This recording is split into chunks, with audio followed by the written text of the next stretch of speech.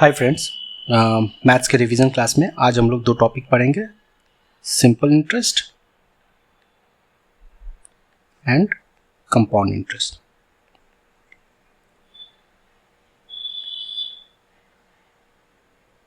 तो स्टार्ट करते हैं सिंपल इंटरेस्ट से। ये दोनों टॉपिक बहुत इजी है, बट एग्जाम में क्वेश्चन अगर इससे आ जाएगा तो हम लोग को किस तरीके से सॉल्यूशन करना है, किस तरीके से अप्रोच रखना है, ये हम लोग को देखना है। ठीक है, तो इंटरेस्ट, अगर हम लोग किसी से कोई पैसा लेते हैं तो उस पर जो एक्स्ट्रा अमाउंट देते हैं उसकी पैसे पर, दैट इज कॉल्ड इंटरेस्ट। तो इंटरेस्ट क्या हो गया, अगर सिंपल इंटरेस्ट का फॉर्मूला लिखे तो S I equal to P into P for principal into rate into time by 100।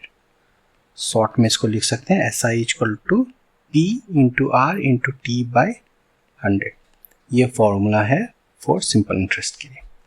अब इसमें अगर क्वेश्चन इस तरीके से, और इसी में अगर कुछ वैल्यू, अगर यदि प्रिंसिपल दिया हुआ है, रेट नहीं दिया हुआ है, टाइम दिया हुआ है, एसआई दिया हुआ है, तो हम लोग इसको इक्वेट करके कोई भी एक चीज़ को अगर फाइंड करने के लिए बोलेगा तो हम लोग इसको निकाल सकते हैं।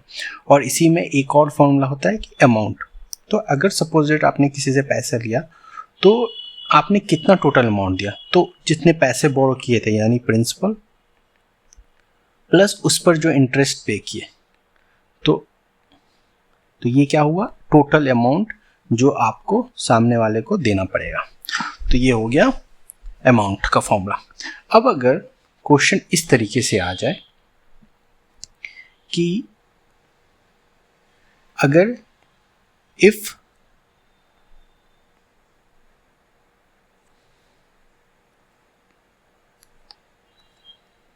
सम of,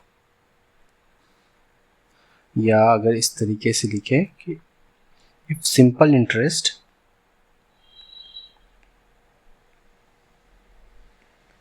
on certain sum of money is money at 6%, क्या है, पर एनम है। कितने साल के लिए अगर इसको, तो सपोजिट मान लीजिए 3 साल के लिए, फॉर 3 years, और ये कितना है, 90 रुपीज़ है, 90 रुपीज़। तो यहाँ से पूछ रहा है कि वो सम कितना है, मतलब विल बी व्हाट। तो इसका मतलब क्या हो गया कि इंटरेस्ट दिया हुआ है, टाइम दिया हुआ है, रेट दिया हुआ है, लेकिन हम लोग को क्या निकालना है, प्रिंसिपल निकालना है। तो इसका क्या अप्रोच होना चाहिए, एस आई कितना दिया हुआ है, ₹90, प्रिंसिपल कितना दिया हुआ है पता नहीं, रेट कितना दिया हुआ है 6% पर एनम, टाइम कितना दिया हुआ है 3 years। तो इसको सॉल्व करेंगे, एस आई इक्वल टू क्या होगा, P into R into T by 100। तो प्रिंसिपल कितना हो गया 90, प्रिंसिपल मालूम नहीं, रेट 6%, टाइम 3 years बाय 100। तो इसको यहाँ से काट देंगे, 330 90, फिर यहाँ से ये कट जाएगा 10, तो प्रिंसिपल क्या हो जाएगा,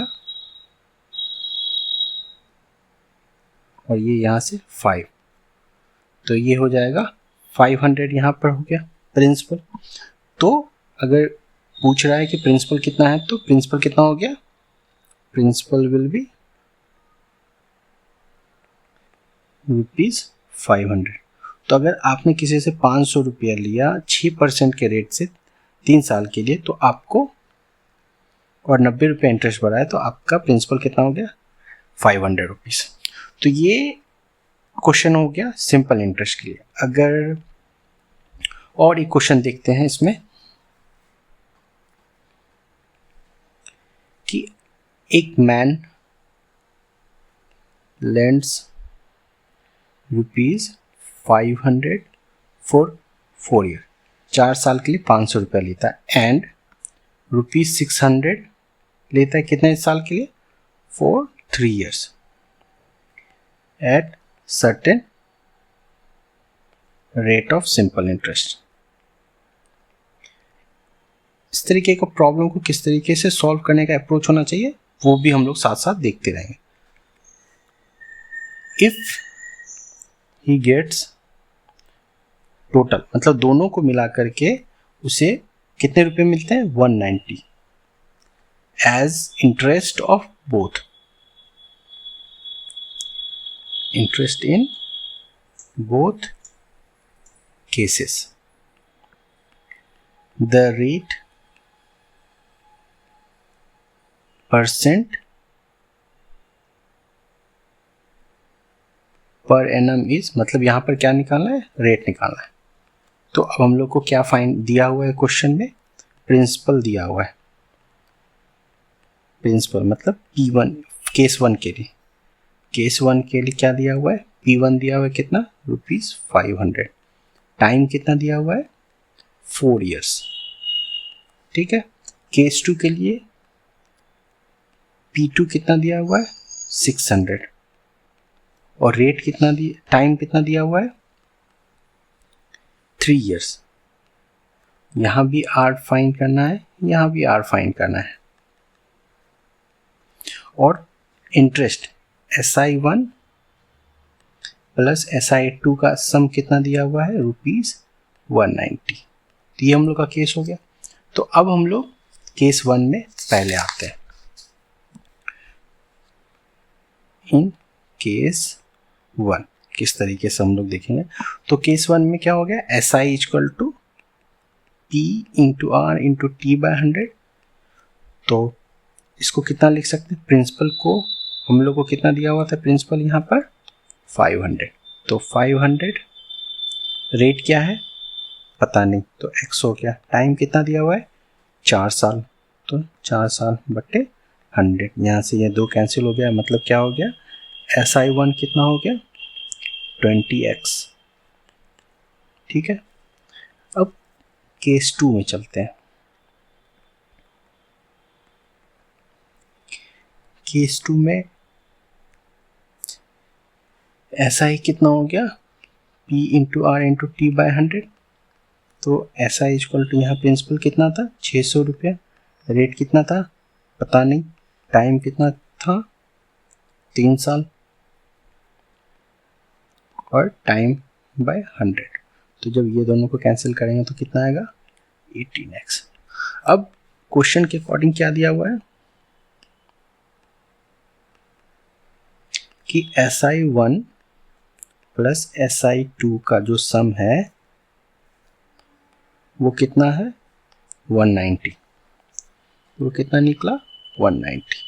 तो SI1 कितना निकला 18x और SI2 कितना निकला, सॉरी SI1 कितना निकला 20x, SI2 18x।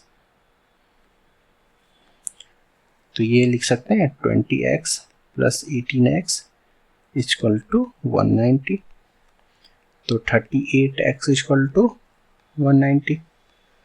तो ये 10 और ये 2, तो x इक्वल टू कितना हो गया 5% पर एनम।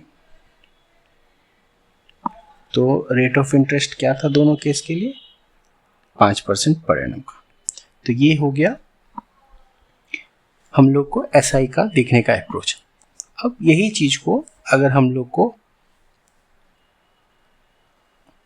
नेक्स्ट टॉपिक में कंपाउंड इंटरेस्ट को पढ़ते हैं। Thank you.